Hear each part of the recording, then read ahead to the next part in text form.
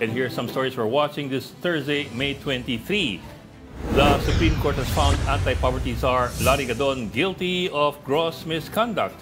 This is for, and quote, committing perjury and making accusations based on hearsay. The decision stems from a complaint filed against Gadon over alleged falsehoods in his impeachment complaint against former Chief Justice Maria Lourdes Sereno. In June last year, the High Tribunal also disbarred Gadon for his sexist remarks against journalist Raisa Robles.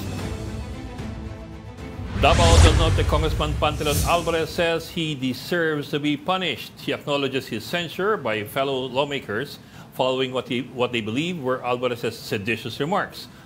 Recall that in one Duterte-led rally in January, the former speaker urged the military to withdraw support from President Bongbong Marcos. And Pagasa continues to monitor the low-pressure area east of Mindanao. The LPA entered the Philippines this morning. Once it develops into a tropical depression within 24 hours, the weather disturbance will be called Aghon. And joining us today, ang mga suki ng Storycon, si Ami Pamintuan, the boss chief of the Philippine Star, and Raul Llamas, the boss chief of all political pundits. Magandang hapon sa inyong dalawa. Magandang hapon, Ami. Thursday. Iba naman label mo ngayon, ha? Medyo na bago yung introduction ko. Mag-weekend na eh. Ami, alam ang headlines nyo ngayon? Walang masyado nangyayari slow day, ano? Well, compared kasi sa mga kaguluhan na ito, mga nakaraang araw. Masaya this week It's a slow day. Inaabangan pa natin yung sa kay Alice Go, mga new developments. 13 cars daw nakaregister under her name. Doon sa LTO. Daming baboy. Daming baboy nun. Yung nanalo na yung Miss Universe Philippines. Si Chelsea Ann Manalo. From Bulacan. Dami, Black Heritage. Nakikita natin the first time na ma-represent ang Pilipinas dyan sa Miss Universe ng isang woman of color, ang tawag nila Black American. Yeah. Na may Black American heritage from Bulacan. Oo. Tapos Bok, kahapon kagabi at least napagpartihan na yung mga committee chairmanship sa Senado. Halos lahat. Yes. Oo. Halos lahat. Ang hinahanap ko, pero hindi ko mahanap, hindi ko lang alam kung may nakita kayo, yung subcommittee ni Sani Angara, tackling yung RBH number 6. Ang sabi kagabi, yung mga hindi pa raw na-assign na panibago, retained. So, hindi natin sigurado, retained daw eh. Saka mukhang hindi naman magbabago yung stand ng leadership. Well, specifically si Francis Escudero, sinabi na niya, inulit niya na hindi naman nagbabago posisyon niya. He's against charter change, although sabi niya, siguro dahil kapapasa lang ng divorce bill ng House, sabi niya, hindi naman daw kailangan mag-divorce yung Senate saka House over charter change. So, ayun, medyo kabababain lang niya yung tension over the issue, pero hindi pa rin nagbabago yung posisyon niya. Although, yung nga, sabi kahapon ni Cecil, yung inyong reporter sa Senado, yes. We have a curious situation where yung subcommittee ng Angara, which was tackling economic provisions, is in suspended animation. We don't know if it's going to be retained or if it's going to be dissolved. Kasi mukhang ad hoc lang siya eh. Wala siya talagang pangalan except RBH, subcommittee for RBH number 6 eh. So it's very ad hoc. So we don't know if that's going to be retained. On the other hand, ang sabi rin ni Cecil kahapon, yung pinaka-mother committee ni Robin Padilla, which is Constitutional Amendments, is still there. And si Robin is free to pursue his consultations on political amendments. Yes. Lalo nang deadball yan to the Constitution. So you have that you just have that curious situation lang. Yes. Curious naman talaga yung nangyari sa Senado. Wala pang bago ngayon eh. Dahil except yung sinabi nga lang ni Cheese na hindi naman nagbabago yung position niya and he will consult, which was actually the same position of Mig Subiri, di ba? Yeah. Na he will be consulting the members of the Senate. Nagsasound out na rin yung mga senador. Wala silang mukhang wala silang interest eh. Yeah. Actually, si Mig nga, isa co-author ng RBH 6. Oo nga. Yun na nga. You think about it, he's the co-author. At least under him, nagkakaroon ng public consultation. Yeah. Ngayon, mukhang walang nakaschedule. Hanggang ngayon, wala kaming naririnig na schedule during the adjournment. Di ba yun ang gusto ng House na kahit adjournment, magtrabaho naman kayo, bagal-bagal nyo. Yan ang sinasabi nila eh. Sabi pa naman ni... wala naman naka-schedule. Sabi pa naman ni former Senate President Subiri, isa yan sa dahilan kung bakit siya tinanggal. Yes. Dahil niya sa tsa-tsa. Yung isang dahilan, ano yung isang dahilan? Yung isa pang dahilan, yung kay Bato. yung investigation sa PIDEA leaks ng committee ni Bato. Pero tutuloy pa rin, di ba? Pero tutuloy pa rin at hindi Tutuloy. napalitan si Bato as a head ng committee. Kaya nga, a lot of curious developments in the Senate na parang mahiwaga talaga Kaya bakit tinanggal? mahiwaga talaga politika sa Di ba? Pilipinas. Nakita mo ba yung sa social media kanina, yung Ano? General Kwan? Ano? General Luha. Hindi. Si Bato yan? Di ba si General Luna? Tapos nilagay yung mukha ni Bato. General Luha. General Luha na ngayon. Pilipino talaga, ang daming oras, no? O ikaw, anong headlines mo? Ay, yung paborito ko, si Gadon. No, na gross misconduct. na gross misconduct ng Supreme Court. Siguro dapat i-reconsider na ni BBM kung i-retain niya yan as cabinet secretary dahil parang walang dagdag sa kanya. Mukhang kabawasan lagi. Pero bakit nga ba, I mean, I know he's been a loyalist for the longest time, but is that all there is to it na he gets appointed to a position like anti-poverty czar? Baka yung talino niya. Hindi nga. No, sir. I don't mean to sound sarcastic. I'm really curious. Bakit mo naman sinabi sarcastic? Ikaw talaga, Ed. Kasi bakit kami sa cross-wrong eh? Sinabi ko lang na sa talino niya, tapos Oo nga, bakit sarcastic yun? Sige, elaborate. Sige, elaborate. So, kung talaga, no, pinadala ko nga kay Raisa Robles eh. Sabi ko, yung BFF mo. Kay Raisa mo pinadala.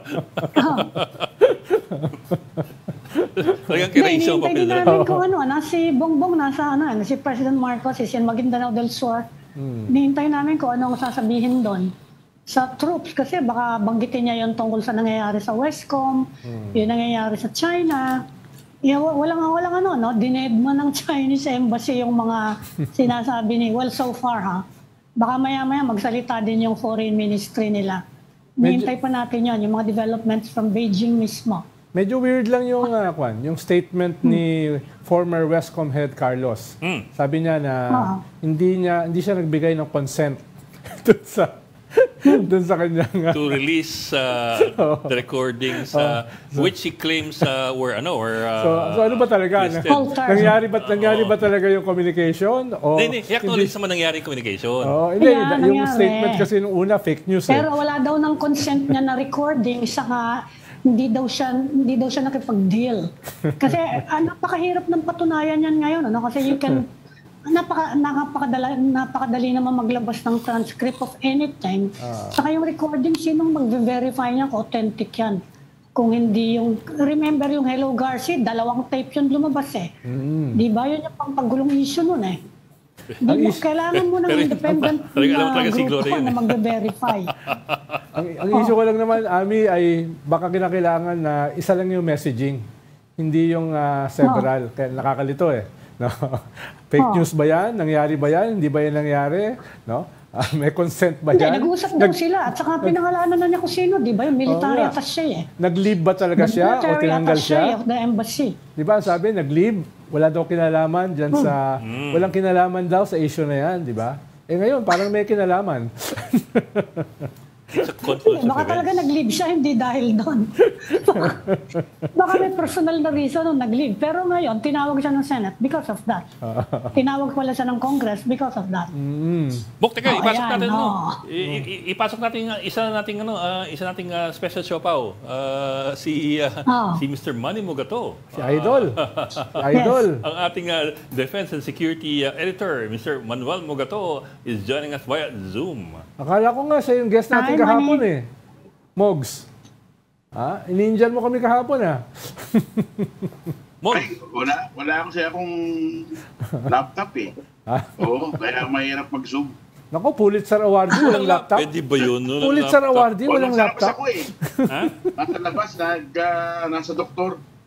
Nasa labas ka ba ngayon? Yeah. Oo. Uy, nahiya tuloy kami. Oh. Sige.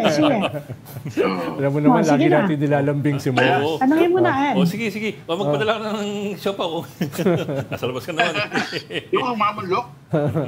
Mamulok, kamusta yung call mo? Hearing mo ng isang araw. Ay, sa mga hindi nakakalam, si Mogs, nag-witness si Mogs. Naimbitahan ako nung Committee on Human Rights ni Congressman Benny Abante, no? On EJK during President Duterte's time, no? 6 years. Ang problema namin niya na medyo late na nga itong investigasyon niya, pero sabi niya, maski na late, justice has to be served, no?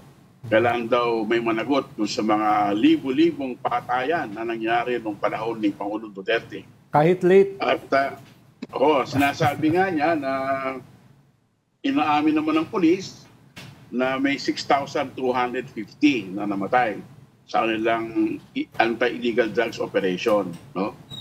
Pero ang human rights groups, no, na nandoon, pati na yung abogado ng mga biktima, ng pamilya ng biktima, ay sinasabing may 12,000 ang namatay, no? May mga may mga pamilya ng biktima na nandun sa hearing at may dala-dalang mga picture nung namatay na kapamilya nila, no? Yung isa nga dong ina, si Lori Pasco, dalawa pa anak niya ang namatay, no? At yung isa naman, yung sister nung Escudero, ang sabi niya, yung kanyang kapatid na 18-year-old, malinis. Napagkamalan lang dahil umangkas yung talagang target. Umangkas sa motor. Yung kapatid niya, yung target ng mga pulis. At nawala ito sa Laguna at nakita 5 days later sa Angeles City, no? Na may mga masking tape na sa mukha at katawan, no? At ang sabi nila, siniloan gang style murder. Yan. Mogs, pero sinasabi ni Benny Abante, tinatanong niya yung PNP, PIDEA, Solgen Guevara, yung lahat na nandun, kung merong nangyaring human rights abuse. Noong panahon ni Duterte. At nagkasundo naman at sila, no? Na sinasabing meron nga. At sinasabi nga ni dating Justice Secretary at ngayon Solgen, Leonardo Guevara, na hindi raw siya nag-disagree. Talagang may nangyaring malawakang pagpatay, systematic sa mga drug war victims, no? Ang isang matinding revelation, yung sinasabi ng CHR chairman, no? Si Mr. Palpalato, no? Sinabi niya that they asked for documents from the police chiefs kung saan may maraming kaso ng patayan. Ang problema, 59 of the chief of police turned down the request outright, no? At yung 43 others ignored them, walang sagot, no? Bakit daw? Kasi ang sabi niya, ini-invoke daw ng police yung EO number 2, no? Yung FOI EO ni Pangulong Duterte. Ang problema, sabi ng CHR, yung EO covers only private citizens asking for freedom of information, no, from the government, no? At yung EO is specifically an executive order covering only the executive branch. However, yung CSR, sabi nila, ang mandate nila is coming from the Constitution, so they should not be covered by the EO. So dapat ibigay nila yung hinihinging mga documents, no? Pero hanggang ngayon, di pa binibigay. At sabi naman ni dating Justice Secretary na may 52 cases na binigay yung police na review nila yung investigation. Pero other than that, meron silang 900 cases na na-file sa prosecutors' offices na nationwide na ni-review. So yan yung Yan yung update dyan sa nangyayaring investigasyon, no? Mogs? Ako naman naimbitahan ni Congressman Abante dahil gusto niyang malaman yung ginawang report ng Reuters nung 2016 hanggang 2017 na nanalo ng Pulitzer Prize, no? At tinasabi ko nga na meron kami mga sources na police at dinitalya nila sa amin yung rewards list na ikinagulat ng mga congressman dahil parang ngayon nila nalaman na may rewards list pala. Parang hindi sila nagbabasa ng dyaryo, no? Pero si dating police chief Oscar Albayalde nandun din, tinatanggi na may rewards list. No?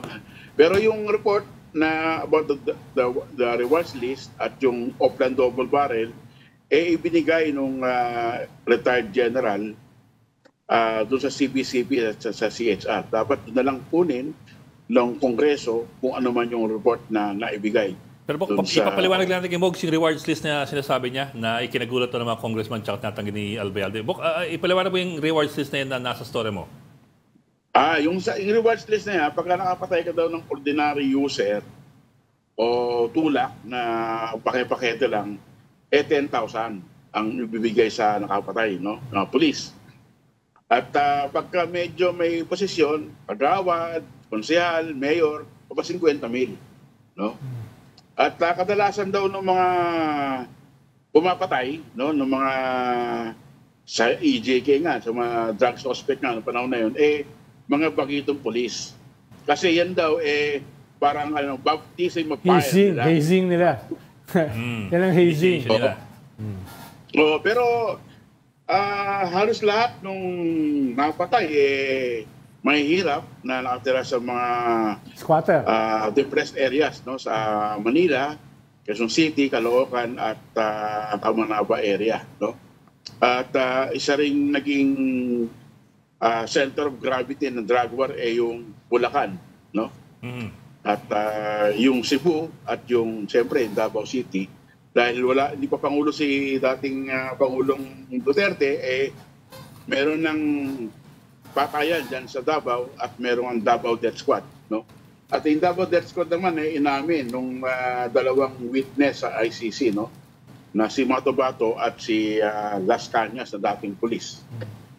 Mogs, hindi ba yung drug watch list panahon pa ni Senator Bato tinanong niyo ba si Benny Abante bakit hindi papatawag? Well, sinabi na nila, no? Hindi papatawag si Senator Bato. Courtesy raw. Si former President Duterte. Pero kung systematic yan, dapat merong order from the top yan Saka, alam mo yung first months pa niyan, kalat na yung rewards na yan yung reward, yung may quota system.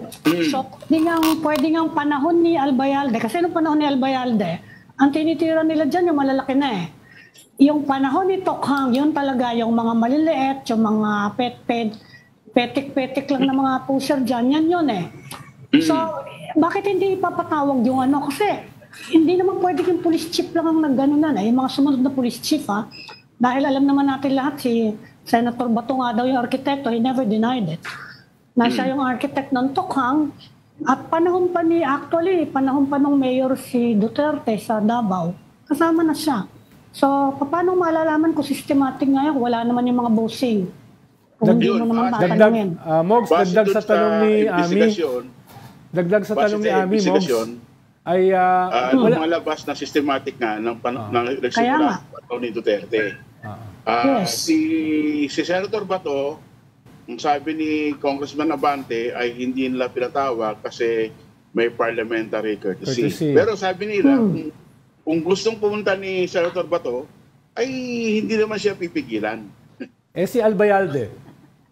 Andun si Albayalde. Ang wala si Sinas, si Gamboa, si Eliasar. Mogs? Malayong-malayo na si Eliasar. Ni si Sinas, pwede pang tinamaan niya siya yung ng pandemic. Pandemic, Mogs, mayroon bang nag-raise ng issue tungkol kay Kwan? Invitation si Senator Bato. I don't think you can have a drug investigation. Hindi pinadalan. Kasi yung umpisa. Parliamentary courtesy. Yun ang sabi Wala mangyayari dyan. Wala nga. pero dapat ipatawag nila, hindi lang si Bato, no? Pati yung lahat ng dating police chief. Lahat ng dating, pati si Secretary Aguirre ng DOJ. Nung umpisa-umpisa. Actually, kasama siya dun sa ICC investigation, di ba? Marami diyang kabit, no? Kulang na kulang yung yung pinadalhan ng subpoena ng House. Siguro may another hearing pa at doon ipapatawag na yung ibang mga hindi nabanggit, no? Mogs. Kasi ang sinasabi ng ICC, hindi ba? Na kahit nandun na functioning lahat ng system natin, yung willingness ng gobyerno to actually investigate crimes against humanity, which involved systematic nga na pagpatay, hindi daw nagagawa ng ating gobyerno. At sabi naman ni Menardo Ibarra, bago ka magkaroon ng crimes against humanity, you have to prove na enough killings were done nga systematically. Kung systematically may nag-order sa taas, paano mo ma-establish ang hindi ba? Kung ganyan lang nang inimbestigan mo, yung taga-implement lang. Kung may award system. Hindi, tama ka, Amin. Kasi wala talaga nangyari investigasyon. Kasi alam mo, sa rules of procedure ng PNP, pagka may operation at may namatay, automatic yan iniimbestigahan. No? Automatic yan iniimbestigahan. Ang problema, sinasabi ng mga pulis na nanlaban in self-defense, kaya yun, tapos na. Tapos na boxing. Pero sabi ng Committee on Human Rights, mali yan. Dapat imbestigahan pa rin kasi nasa rules of engagement yan ng police. Automatic yan, even in other countries si Ronald, may tanong. Saka Mogs, malinaw naman dun sa sinasabi mo at sinasabi dyan sa hearing na merong reward system. Yun clear proof yun na systematic. No? Hindi lang yung mga ebidensya, no? Yung sinabi ni Dr. Fortun na doon sa libo-libong pinatay, handful lang yung inautopsy. Paano ka mag-i-investigate kung walang autopsy? Yung libo-libo, no? Ikatlo, wala ba nag-raise kay Senator Guevara ng kanyang culpability? Dahil siya yung Secretary of Justice, no? At nung pumapatong na yung dami ng patay, daan, libo, ano yung kanyang ginawa? Nung pumapatong na yan, anong ginawa niya dun sa sinasabing list na reward system? So, wala bang nag-raise kay Guevara nung ano yung naging role niya dyan sa Tokhang? Kahit inamin niya na mayroong mga human rights violation, mas yung role niya, Secretary of Justice. Wala siyang inamin. Sumasang-ayon lang siya na may human rights violation kung panahon ni Pangulo Duterte, pero yung culpability ng kanyang opisina ay wala siyang nabanggit. Kasi nga, sabi niya na nag-imbestiga naman daw ang DOJ at merong 900. Kaya lang, ang namatay ay libo-libo eh. Bakit 900 lang yung iniimbestigahan nila? Pero kahit 900, marami yun, ha? Oo. Pero may alam kung anong nangyari. Pero Bok, may quote si Guevara dun sa may quote si Guevara sa hearing, and this is interesting. Sabi ni Guevara, he's expressing his support for the House investigation because, and we quote, finally, the legislative branch has done its share to investigate these alleged abuses during the war on drugs. So parang sa kanya, parang ay, sa wakas may nag-imbestiga. Although siya dapat yun. Trabaho ng DOJ yun. Dahil, at saka trabaho rin ng DILG dahil under nila ang kapulisan. So sino ba yung mga naging sekretary ng DILG noong panahon na yan? Si Anyo, di ba? Si Anyo. Pero yung una si Kwan si Tika General Santos, yung natanggal. Nakasama siya dun sa kaso sa ICC Yung unang secretary ng DILG. So, yun yung tanong yung mga cabinet secretary na under nila ang kapulisan, under nila yung dapat yung investigasyon na yan, at the minimum, ano yung kanilang culpability sa lahat na nangyari? At saka ang kadalasang kaso lang administrative case na naipals ng IAS, no, yung internal affairs. Pero mababaw yun yung investigasyon na yun. Maski na motopropyo yun, mababaw at ang parusahan doon, suspension o dismissal from the service, no? Hindi criminal case yun. Mike Sueno. Mike Sueno. Mike Sueno. For those who are not familiar, hindi ko na matandaan. For those who are not familiar, yung story ni Mogs na yan, tungkol dun sa reward system for drug killings, lumabas noong April 27 sa Reuters, quoting 2 police officers, 1 retired police intelligence officer, and an active duty commander. So, ninaya ng nila Duterte. Anyway, so you can look it up. Tinanong sila dyan dininay nila yan, pati ng PNP. Kasi napaka...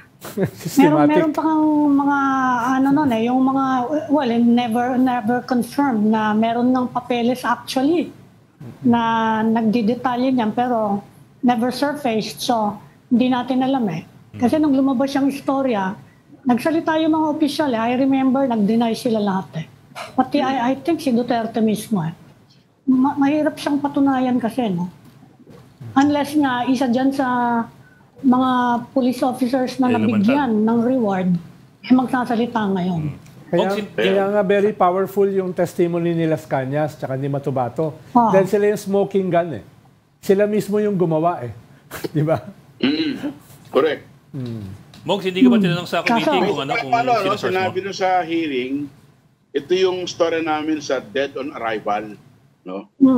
Kasi nga yung una, nagkakaroon ng encounter yung police at yung mga drug suspect sa namamatay. So, ang ginagawa, hinihintay yung soko dun sa crime scene para i-process yung scene, ba?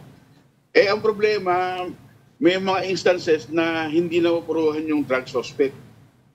Pag dumating na yung soko, tumatayo. Buhay pa pala. No? Kasi may video nga pinakita ron sa ABS-CBN, yung si Maneja.